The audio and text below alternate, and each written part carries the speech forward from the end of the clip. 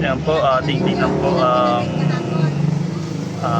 vlog ni Super PM, si ating Pangulong President Bongbong Marcos. Ayan po ating tingnan.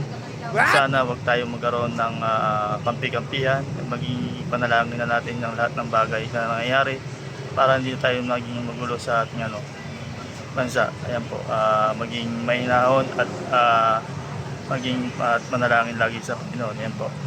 Ayan po, para yung to witness, at least kilala natin kasi ganyan po mangyayari po sa huling panahon. Kung ano man na nagkakagulo-gulo mga tao, ayan po, na nagkakaano talaga, kailangan maging tahimik, laging dasal at panalangin lang po ang kailangan natin. Ayan po, para bibigyan tayo ng wisdom ni God, para maging banayad ang ating buhay. Ayan po. May ganito na pala tayo sa ating hanay. Hindi na natin kailangan ng kaaway. Ayon sa saligang batas, nasa kamay lamang ng mga Pilipino ang soberanya ng ating bansa. Tapos ngayon binatikos ka lang ng isang tao, bigla ka nang mamimihasa. Aba ay nararapat lamang na ang mga makabayan ay dumagsa.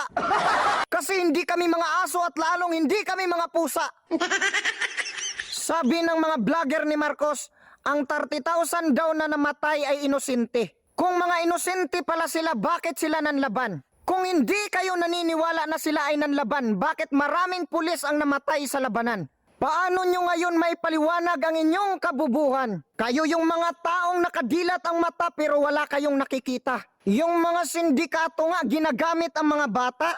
Tapos ngayon hindi kayo maniniwala na maraming adik sa mundo, milyon. Tapos 30,000 lang ang namatay. Magrereklamo na kayo, dapat nga milyon. Yan, Super DM, sana sayang magaling ka pa naman, pero sana naging mahinahon ka. Tingnan mo yung nangyayari at ituon lagi yung sa Diyos ang mga lahat ng bagay.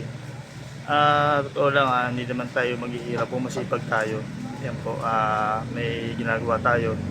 Yan po, wag lagi sisi sa ating gobyerno kasi hindi tayo makakausad. Kaya kailangan laging tahimik at may mahinahon at higit sa lahat panalangin. Ayan po.